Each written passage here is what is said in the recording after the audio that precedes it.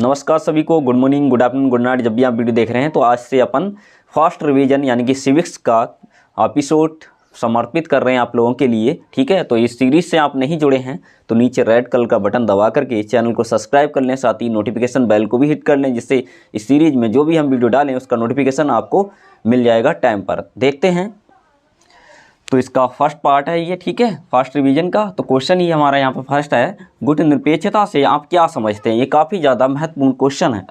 इसलिए मतलब first revision की सीरीज में हम उन्हीं क्वेश्चन को कवर करने वाले हैं जो बोर्ड की दृष्टि से बहुत ही ज़्यादा महत्वपूर्ण है। ठीक है, और आप लोगों को समझने में थोड़ी सी प्रॉब्लम हो रही है तो मैं बहुत ही सरल भाषा में आपको समझाने का प्रयास करूँगा। ठीक है, रटना नहीं पड़ेगा, इस बात की गारंटी है। ठीक है, तो स्टार्ट करते हैं। गुट निरपेक्षता का आशय है गरीब और विश्व के बहुत छोटे देशों को भी किसी गुट के पीछे भागने की जरूरत नहीं है। ये देश अपनी स्वतंत्र नीति अपना सकते हैं। यानी कि गुट निरपेक्षता का मतलब ये है, यानी कि 1945 में द्वितीय विश्व युद्ध समाप्त होता है तो उस समय पूरी दुनिया दो भागों में बंटने लगती है। यानी कि एक उस समय सोवियत संघ था और दूसरी महाशक्ति अमेरिका और सोवियत संघ, ये पूरे दुनिया में दो महाशक्ति थी। तो अमेरिका पूंजीवादी विचारधारा वाला देश था। ठीक है, यानी कि जो देश पूंजीवादी में विश्वास रखते थे वो अमेरिका के साथ जुड़ रहे थे, और कुछ देश ऐसे थे जो यानी कि समाजवादी विचारधारा वाले थे, वो सोवियत संघ के साथ जुड़ रहे थे। ठीक है, तो ऐसे में जो नव स्वतंत्र देश यानी कि जिनके लिए नई नई आज़ादी मिली थी, जैसे भारत जैसे देशों को, पाकिस्तान है ना, तो ऐसे देश नव स्वतंत्र देशों के लिए मतलब एक नीति उन्होंने चलाई थी नेहरू जी, मतलब भारत के द्वारा ही हालांकि इस नीति को अपनाया गया था, गुट निरपेक्ष नीति। गुट का मतलब जो दो दुनिया में गुट हैं बड़े बड़े जिन्हें महाशक्ति कहते थे, जैसे अमेरिका और सोवियत संघ, इनके पीछे भागने की ज़रूरत नहीं है। यानी कि जो नव स्वतंत्र देश हैं जिनके लिए नई नई आज़ादी मिली है वो भी अपनी स्वतंत्र नीति अपना सकते हैं। ठीक है, उन्हें किसी भी देश के मतलब गुट के पीछे भागने की ज़रूरत नहीं है, यहाँ पे लिखा है। यानी कि जो नव स्वतंत्र देश हैं, गरीब हैं, छोटे हैं, उन्हें भी किसी के पीछे भागने की ज़रूरत नहीं है, किसी भी महाशक्ति के पीछे, किसी भी गुट के पीछे भागने की ज़रूरत नहीं है। वो अपनी स्वतंत्र नीति अपना सकते हैं। जैसे कि अगर हम किसी भी गुट के पीछे हैं तो गुट से हमें परमिशन लेनी पड़ती है बहुत सारी चीज़ों का। अगर हमें परमाणु बम बनाना है तो जिस गुट में हम शामिल हैं उससे हमें परमिशन लेनी पड़ेगी कि आप परमाणु हथियार बना सकते हैं या नहीं बना सकते, है ना। अगर हम अपनी स्वतंत्र नीति अपनाए रहेंगे तो हमें किसी से पूछने की ज़रूरत नहीं होगी, है ना। तो अपनी स्वतंत्र नीति अपनाए हुए हैं। ठीक है, इसी को बोलते हैं गुट निरपेक्षता। गुट निरपेक्षता आंदोलन के उद्देश्य क्या थे? तो पहला उद्देश्य यही था इसका, साम्राज्यवादी एवं उपनिवेशवाद की नीति का विरोध करना। साम्राज्यवादी देश उन्हें बोला जाता है जो अपने राज्य का हमेशा विस्तार करते रहते हैं, तो ऐसे लोगों का विरोध करना गुट निरपेक्षता आंदोलन का उद्देश्य था। और इसका एक उद्देश्य ये भी था उपनिवेशवाद की नीति का भी विरोध करना। उपनिवेशवाद का मतलब है कि किसी दूसरे देश पर शासन करना उपनिवेशवाद कहलाता है। ठीक है, तो इन दोनों चीज़ों का विरोध करना और साथ ही विश्व में हथियारों की होड़ पर रोक लगाना। यानी कि पूरे विश्व में जो लगातार हथियार बनाए जा रहे हैं बहुत से देश, इन पर भी गुट निरपेक्षता का उद्देश्य ये भी था कि हथियारों पर रोक लगनी चाहिए, क्योंकि हथियारों से बहुत ज़्यादा हानि होती है। जैसे कि परमाणु बम वगैरह बनते हैं तो इनका पहले परीक्षण होता है। कहीं पर अगर परीक्षण करेंगे तो उसे चला करके देखोगे तो उससे बहुत ज़्यादा प्रदूषण होगा, है ना, और इससे खतरा भी बना रहता है। मान लीजिए मैं एक परमाणु बम बना लेता हूं तो पड़ोसी डरेगा और पड़ोसी भी बनाएगा, तो पूरा विश्व जो है परमाणु बम ही बनाने लगेगा। उनका मतलब क्या करेगा, परीक्षण भी करेगा, जिससे बहुत सारा पैसा भी खत्म होगा और आपस में लड़ाई झगड़े भी बढ़ेंगे, एक दूसरे से डरते रहेंगे। ठीक है, तो विश्व शांति नहीं हो सकती हथियारों की वजह से। हथियार की वजह से अशांति को जन्म देता है। अगर कोई हथियार बना रहा है तो क्या है, पड़ोसी उससे हमेशा डरता रहेगा। अब डरेगा तो डर का माहौल पैदा होगा, तो इससे शांति तो होगी नहीं विश्व में, है ना। तो गुट निरपेक्षता का उद्देश्य ये भी था कि विश्व में हथियारों की होड़ पर रोक लगाना। तो आई होप आप समझ रहे होंगे अच्छे से। अगर कोई मतलब आपको प्रॉब्लम आ रही हो समझने में तो कमेंट करके मुझे ज़रूर से बताइएगा। ठीक है, तो नेक्स्ट वीडियो में कुछ परिवर्तन करूँगा समझाने में। ठीक है, सजेशन के तौर पर मार्शल योजना से आप क्या समझते हैं? ठीक है, तो मार्शल योजना का अभिप्राय द्वितीय विश्व युद्ध के बाद, द्वितीय विश्व युद्ध 1945 में समाप्त हो जाता, उसके बाद की बात है ये। ठीक है, तो यहाँ पे यही लिखा, मार्शल योजना का आशय द्वितीय विश्व युद्ध के बाद अमेरिका द्वारा यूरोप की अर्थव्यवस्था चलाने के लिए आर्थिक सहायता करने से है। यानी कि जब द्वितीय विश्व युद्ध समाप्त हो जाता है तो यूरोप के देश जिनके पास मतलब जो अपनी अर्थव्यवस्था को चला नहीं पा रहे थे, उनका मतलब लड़ाई में युद्ध के दौरान बहुत ज़्यादा नुकसान हो गया था, मतलब गरीब हो गए थे, तो उनकी अर्थव्यवस्था को चलाने के लिए अमेरिका ने उनकी सहायता करी थी। तो सहायता के लिए उन्होंने एक योजना बनाई थी कि इस योजना के अंतर्गत आपकी सहायता की जाएगी। उस योजना का नाम रखा गया था मार्शल योजना। तो आप समझ गए होंगे मार्शल योजना का मतलब यही था कि जो यूरोप के कुछ गरीब देश हैं उनकी अर्थव्यवस्था जो पटरी पर लाने के लिए एक योजना चलाई गई थी, उसी योजना का नाम रखा गया था मार्शल योजना। तो आई होप आप समझ गए होंगे मार्शल योजना क्या थी। यानी कि अमेरिका के द्वारा ये लॉन्च की गई, यानी कि अमेरिका के द्वारा चलाई जाने वाली ये योजना है और इस योजना का लाभ यूरोप के देशों को मिल रहा था, है ना। जो यूरोप की देश थे, यूरोप के देश जो द्वितीय विश्व युद्ध के दौरान उनकी अर्थव्यवस्था बदहाल हो गई थी, उसी बदहाल अर्थव्यवस्था को चलाने के लिए यूरोप के द्वारा मतलब अमेरिका के द्वारा सहायता की गई यूरोपीय देशों की, ठीक है। तो वो सहायता किस योजना के अंतर्गत की गई थी? मार्शल योजना के अंतर्गत, ठीक है। तो आई होप आप समझ गए होंगे, रटना नहीं पड़ेगा, ठीक है। समझ लेंगे, एक से अधिक बार वीडियो देख लेना तो आपको इन चीज़ों को 10 बार रटना नहीं पड़ेगा, इस बात की गारंटी है। 1 से या 2 बार वीडियो देखेंगे बस क्लियर हो जाएंगे, ठीक है।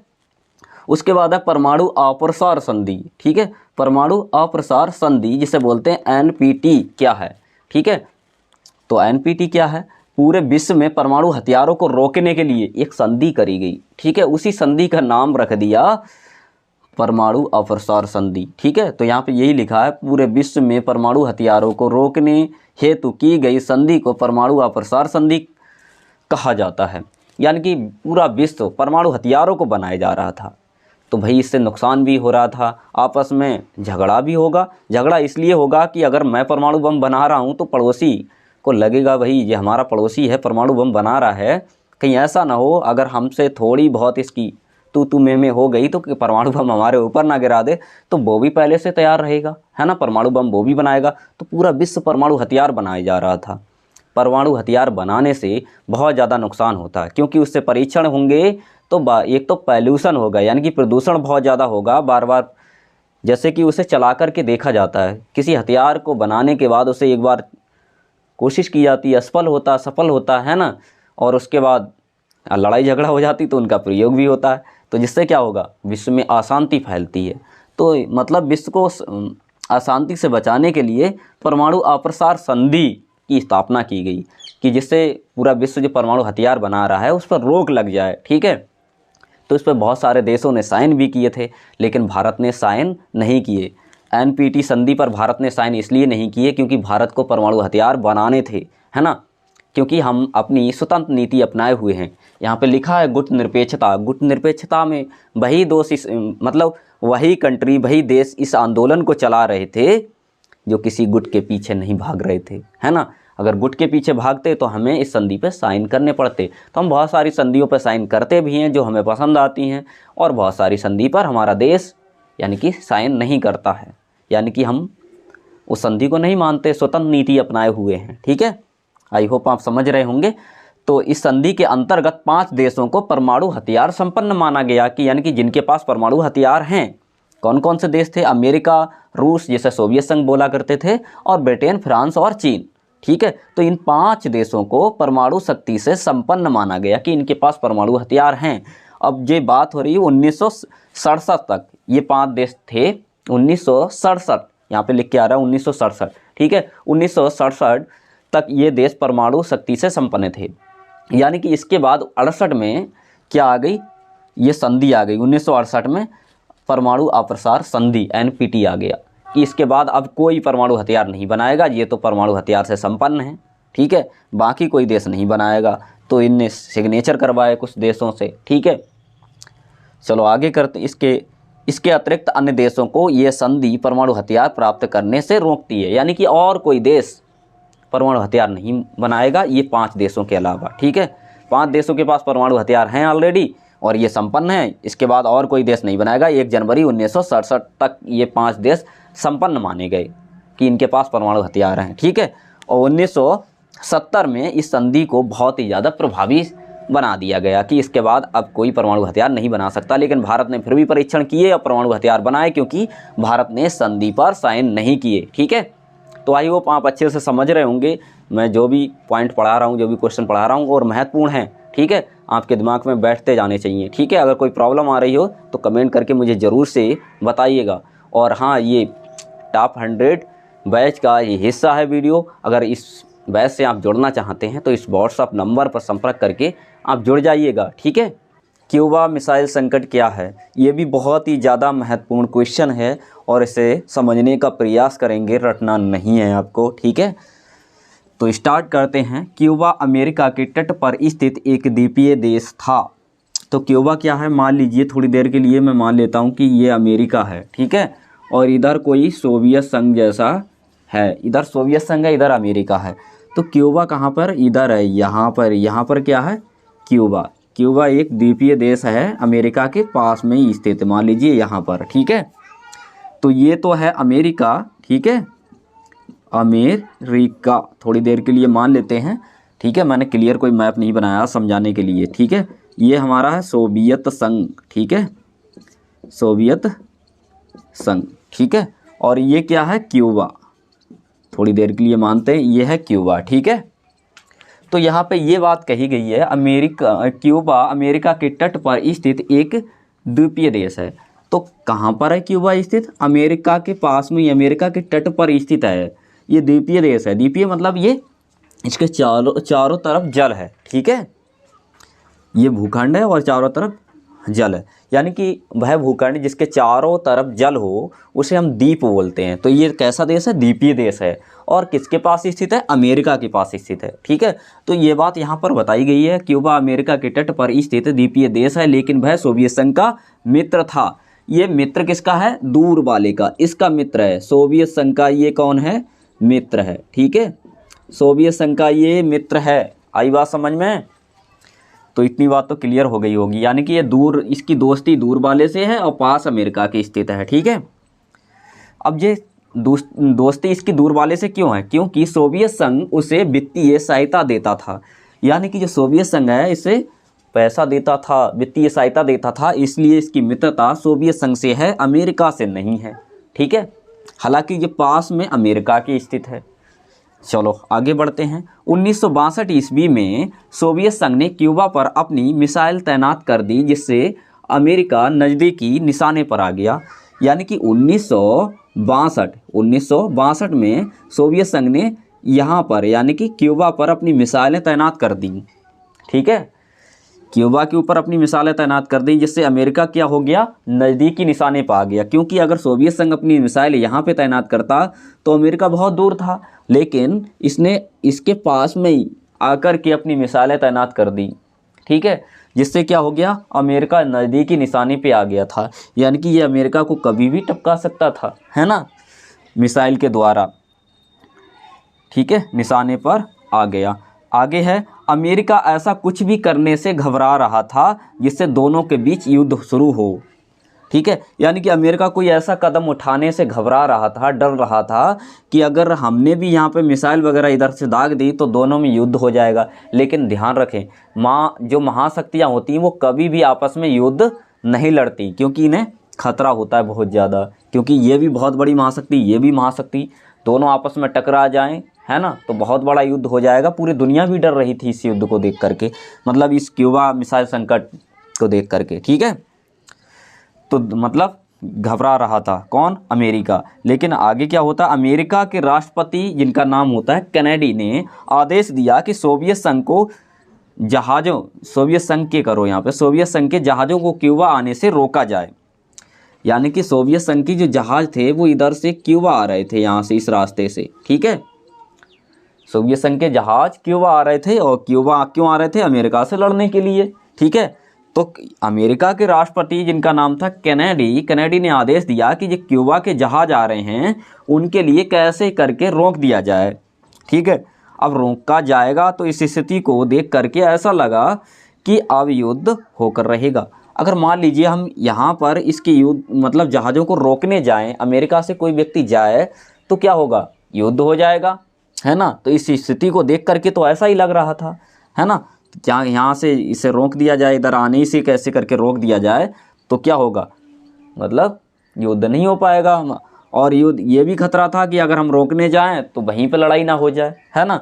तो ये देख करके सारी दुनिया, है ना, सारी दुनिया इस स्थिति को देख करके घबराई हुई थी, डर रही थी कि ऐसा ना हो जाए इन दोनों महाशक्तियों में युद्ध हो जाए, ठीक है। तो इसी को हम शीत युद्ध का चरम बिंदु कहते हैं, ठीक है। यानी कि इसी घटना को शीत युद्ध का चरम बिंदु कहा गया।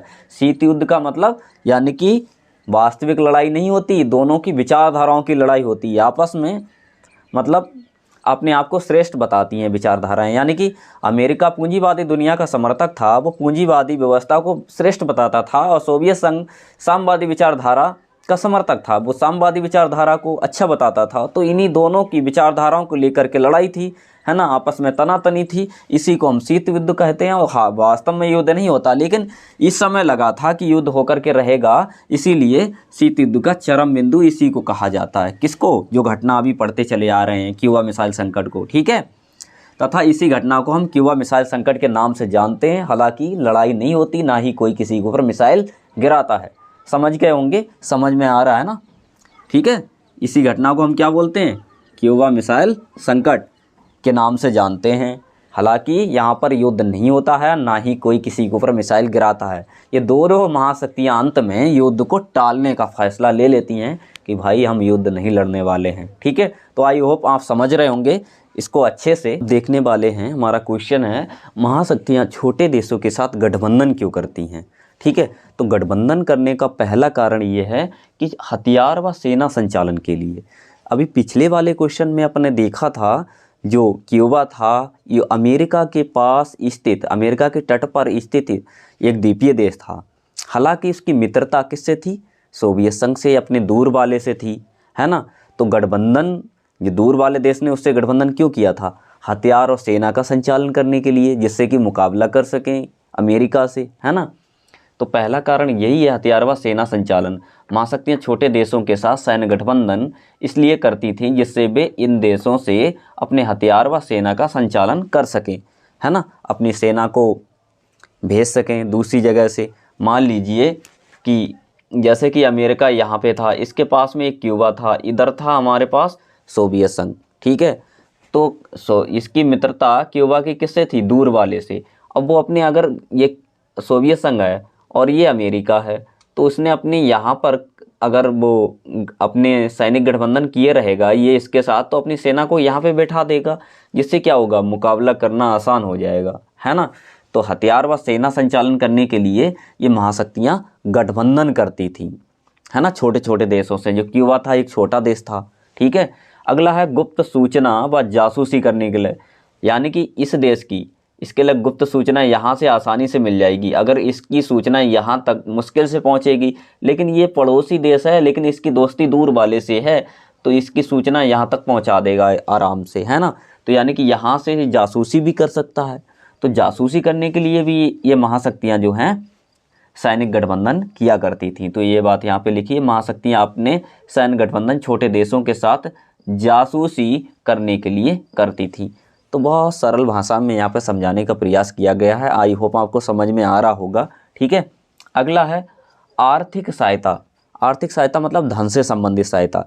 जैसे कि ये है सोवियत संघ, अगर सोवियत संघ सैनिक गठबंधन इससे किया रहेगा, तो अपनी सेना अगर यहाँ पे भेजेगा, तो सेना का खर्चा कौन उठाएगा, यही क्यूबा उठाएगा। इससे उन पर जो है आर्थिक दबाव कम पड़ता है, यानी कि धन से संबंधित समस्या उत्पन्न नहीं होती है ना।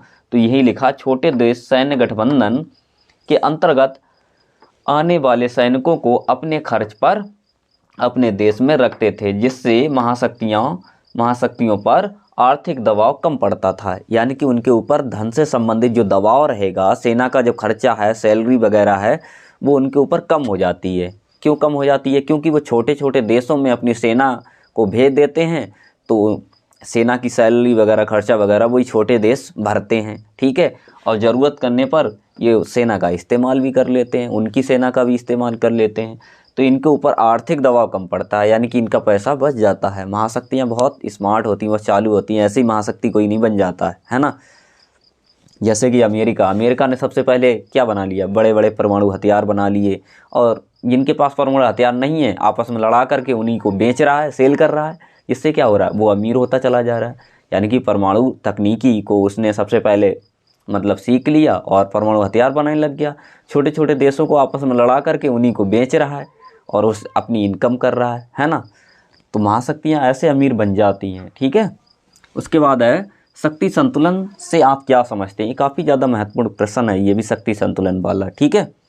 किसी भी आपात का मतलब इमरजेंसी जैसी स्थिति में अचानक कोई युद्ध जैसा स्थिति उत्पन्न हो जाए, इमरजेंसी उसे बोलते हैं, यानी कि अकस्मात कोई घटना घटित हो जाए, ठीक है। तो आपात को ध्यान में रखते हुए युद्ध की स्थिति पर, यानी कि अचानक से आपातकाल में कोई युद्ध हो जाए अचानक से, यानी कि बिना कारणवश हमें पता ही नहीं, एकदम से अचानक में से कोई देश बौखला जाए, युद्ध उससे करना पड़ जाए, तो क्या करेंगे, मुकाबला कैसे कर पाएंगे।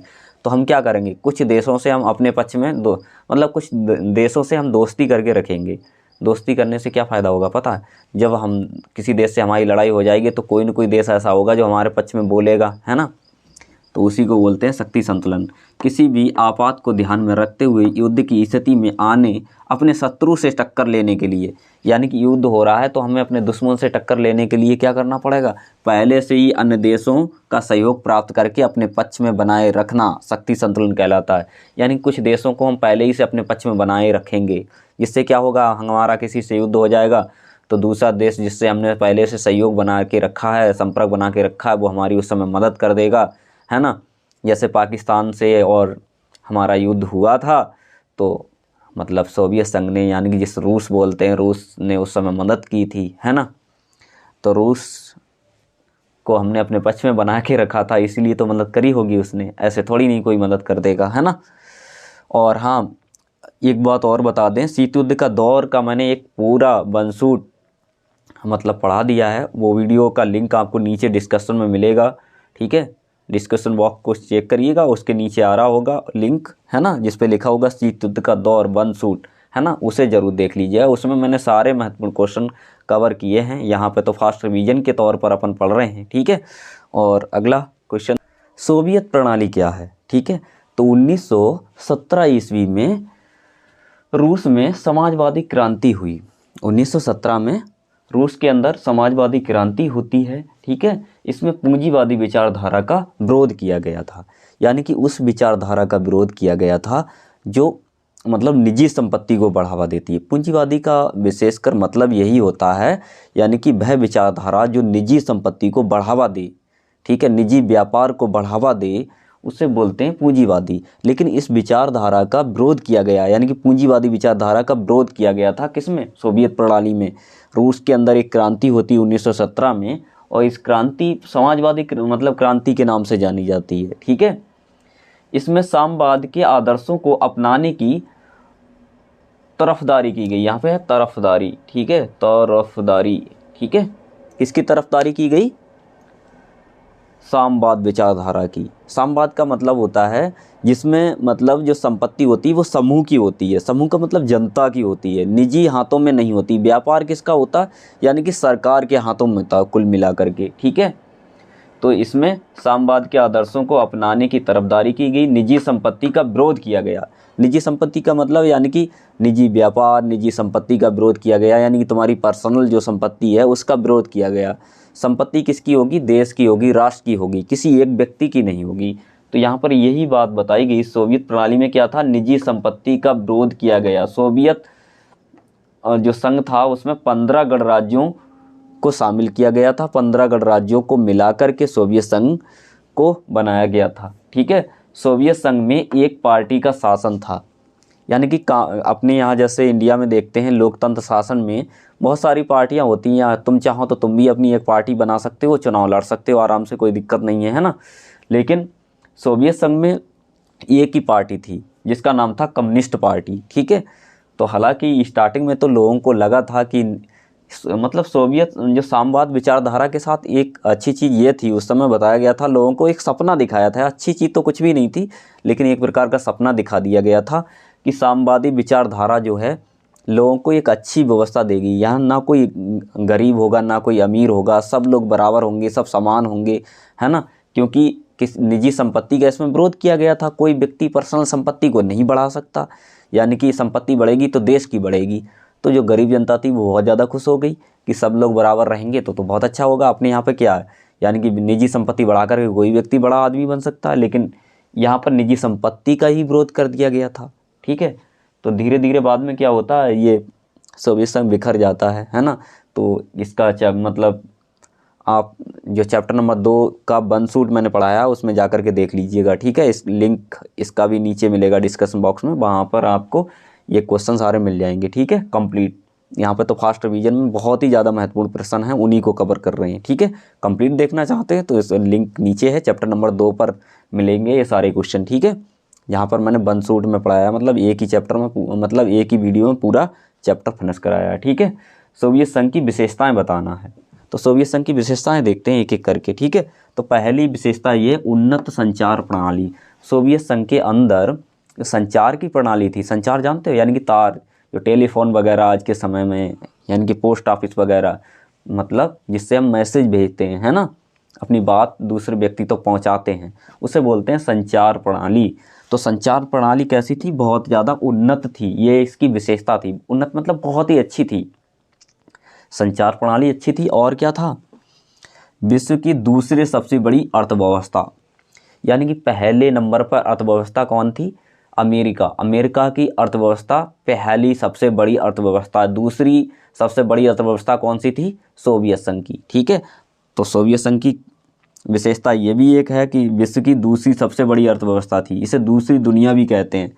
प्रथम दुनिया अमेरिका को कहा जाता है और दूसरी दुनिया सोवियत संघ को कहा जाता है, क्योंकि सोवियत संघ की अर्थव्यवस्था दूसरे नंबर पर आती है दुनिया में। ठीक है, पहले नंबर पर अमेरिका की, इसलिए अमेरिका को प्रथम दुनिया भी बोला जाता है। ठीक है, उसके बाद है विशाल ऊर्जा संसाधन, यानी कि ऊर्जा के जो भंडार थे, संसाधन थे, वो भी बहुत ज़्यादा थे। विशाल का मतलब बहुत अधिक।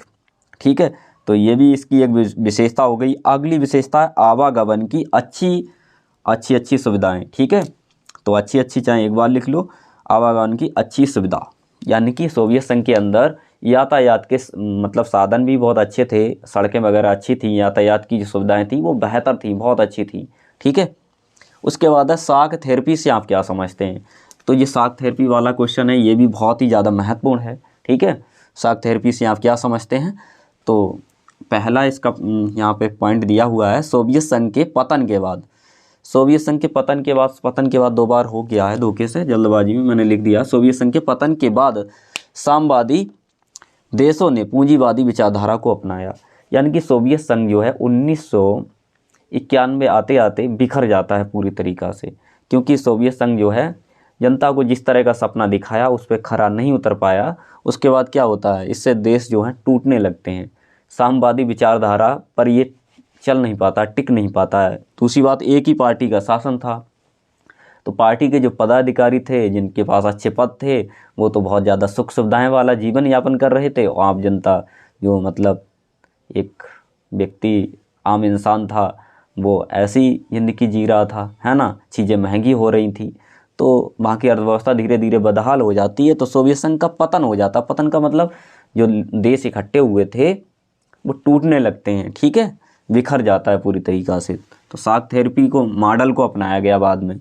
शाक थेरेपी मॉडल के द्वारा क्या हुआ, जो साम्यवादी देशों ने पूंजीवादी विचारधारा को अपनाया। इसी मॉडल के अंतर्गत जो साम्यवादी देश थे, पहले निजी संपत्ति को जो बढ़ावा नहीं देते थे, इन देशों ने भी पूंजीवादी विचारधारा को अपना लिया। पूंजीवादी विचारधारा में कोई भी व्यक्ति अपनी निजी संपत्ति को बढ़ा सकता है। ठीक है, अगला पॉइंट है साम्यवाद से पूंजीवादी की तरफ जाना ही शाक थेरेपी कहलाता है, यानी कि पहले ये साम्यवादी थे, अब पूंजीवादी की तरफ चले गए, और मतलब साम्यवाद से पूंजीवाद की तरफ जाना ही क्या कहलाता है, शाक थेरेपी कहलाता है। ठीक है, तो शाक थेरेपी आप समझ गए होंगे क्या है, यानी कि साम्यवाद से पूंजीवाद की तरफ जाना ही शाक थेरेपी कहलाता है। ठीक है, अगला इसमें एक पॉइंट और है, रूस मध्य एशिया के गणराज्यों और पूर्वी यूरोप के देशों में पूंजीवादी की अर्थव्यवस्था या व्यवस्था के द्वारा इस खास मॉडल को अपनाया गया था,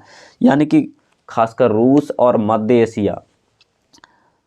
और मध्य एशिया के गणराज्यों के द्वारा और पूर्वी यूरोप के द्वारा इस मॉडल को यानी कि पूंजीवादी की व्यवस्था को अपनाया गया, खास मॉडल को अपनाया गया, पूंजीवादी व्यवस्था को अपनाया गया, इस तरह से लिख सकते हैं। ठीक है, तो इसी को हम साख थेरेपी के नाम से जानते हैं। विश्व बैंक और अंतर्राष्ट्रीय मुद्रा कोष द्वारा निर्देशित इस मॉडल को साख थेरेपी के नाम से जाना जाता है।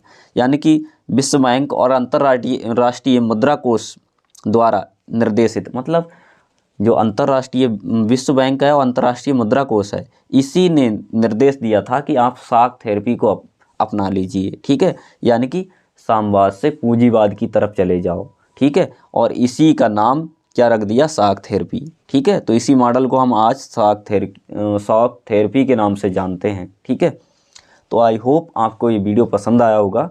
पसंद आया है तो क्या करना है, लाइक शेयर सब्सक्राइब। ठीक है, हालांकि ये वीडियो फास्ट रिवीजन का हिस्सा है, उन्हीं लोगों तक जा रहा है जो लोग मतलब टॉप 100 बैच के सदस्य हैं, जिन्होंने टॉप 100 बैच को ज्वाइन कर रखा है, तो उन्हीं को ये वीडियो देखने को मिल पा रहा होगा। ठीक है, तो आई होप आप समझ गए होंगे ये क्वेश्चन। अगर कोई भी दिक्कत, कोई भी डाउट आ रहा है तो ज़रूर कमेंट बॉक्स में पूछने की कृपा करें। ठीक है, या हमारे टेलीग्राम चैनल पर भारत सिंह लेक्चर्स नाम से जो बना है उसे सर्च करिए, उस पर भी हमें मैसेज कर सकते हैं। Thanks watching for video.